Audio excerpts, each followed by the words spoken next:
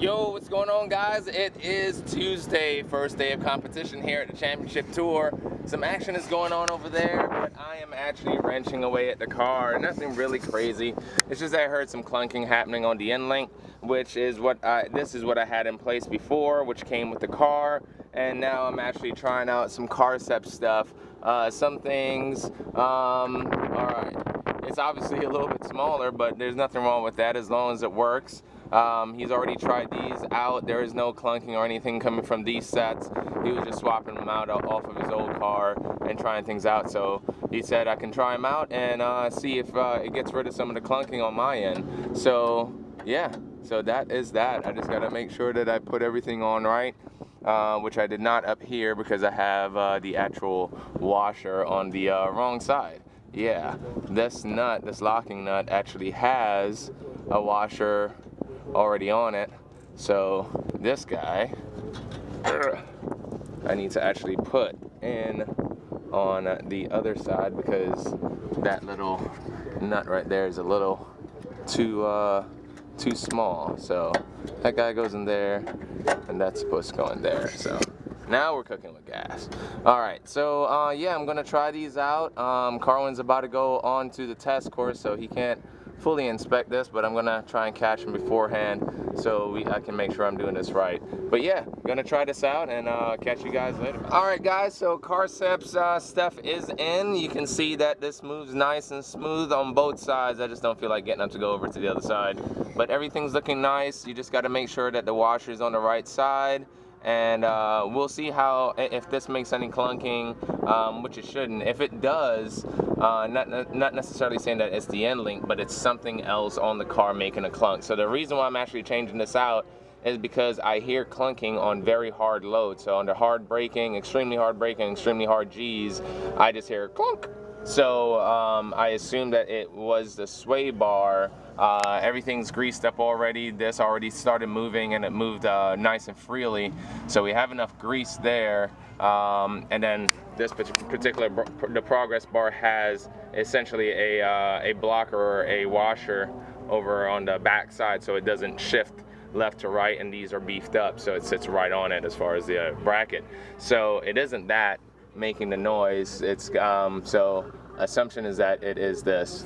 I did already do a check on all the alignment bolts, so it shouldn't be that, and none of the alignment feels like it's actually changing. So we'll see. Hopefully this alleviates the clunking, but it didn't change any performance. So that's the thing.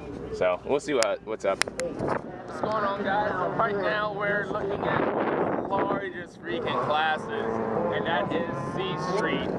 Yes, the entire freaking grid is C Street, and they have a nice variety of cars out here, you know, going from M3s, E36 M3s to the twins, a variety. Then we have the 370Zs. We have RX-8s. We got the NDs. There's such a variety of cars here that it's absolutely ridiculous. You know, NCs are out here in the mix too. And the thing is, they're all competitive. That's one thing about this class. It's pretty darn cool. And it's ridiculous. Look how deep this thing is, man. It's going back 1, 2, 3, 4, 5. It's about 80 competitors in this class. Just absolutely nuts. I think it's the biggest class that they've had, period. So yeah, and there goes that lovely yellow. Yeah. So yeah, huh? We call it the short bus. Ah, the short bus. Nice. All right, so yeah, so we're gonna check out young Garfield and old Garfield over here. So far, after the first run, Julian's leading. So you know, I gotta go to the Evo class soon, so I won't get to see these guys in full tilt. But good luck out there. Trying to make it happen. It's close battles.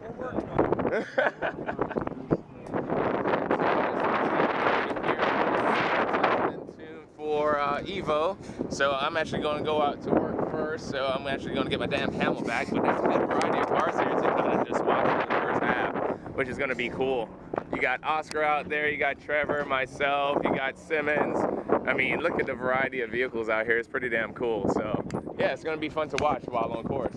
But I gotta get the car actually started and ask these guys for speeds to actually turn it off. So yeah, good times. I gotta get this. All right, guys. So we're only halfway through the session right now. Actually, took about 4 runs in the car. I got down to a 36.76 or some shit like that. I have no idea.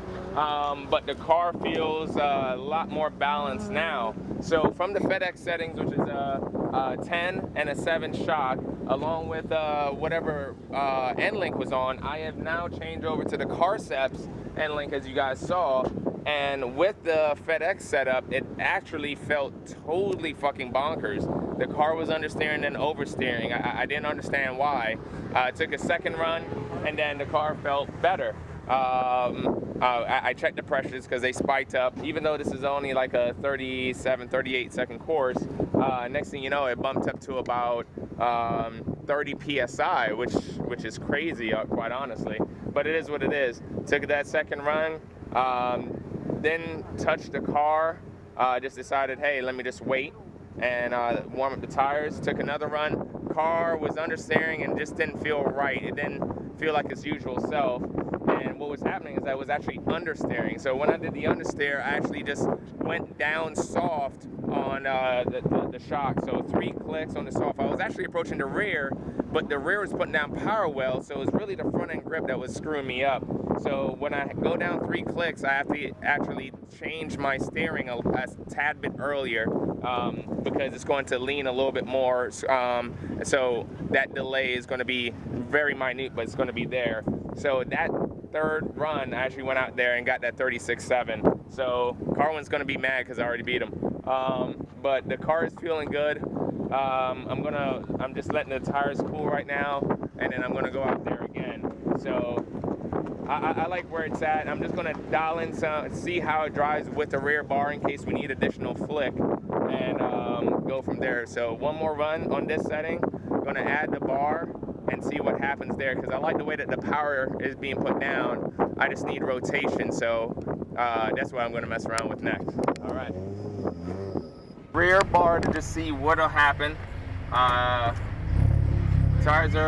Pressures are good. They already stabled out, and yeah, just gonna kind of feel the car out right now. It should be obviously more tail happy when loaded. We'll see how it goes through the slaloms though.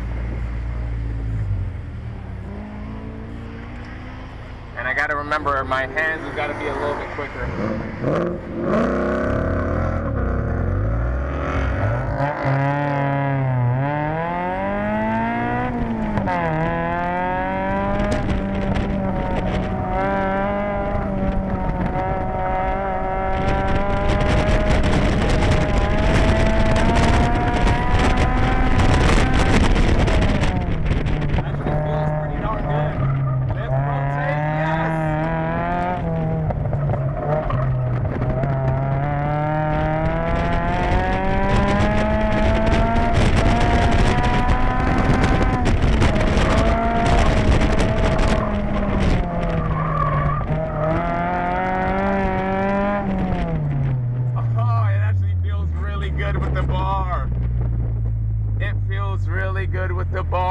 I get my fucking rotation back. The lift is fucking back. Yes. All right, so gotta run the bar, let it cool, and then I'll take a run with pressures front side at 10 just to see what's up. But so far the fucking flick is back, bitch. Yes. Yes. 36.8.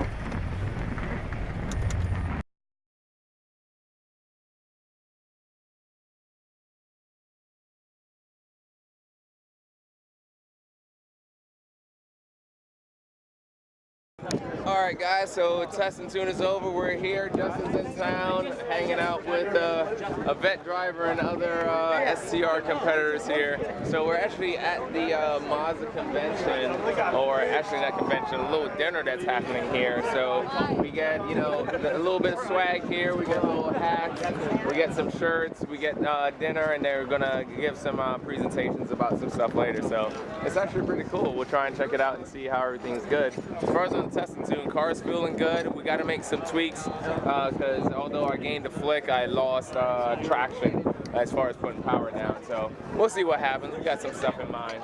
All right, catch you guys later.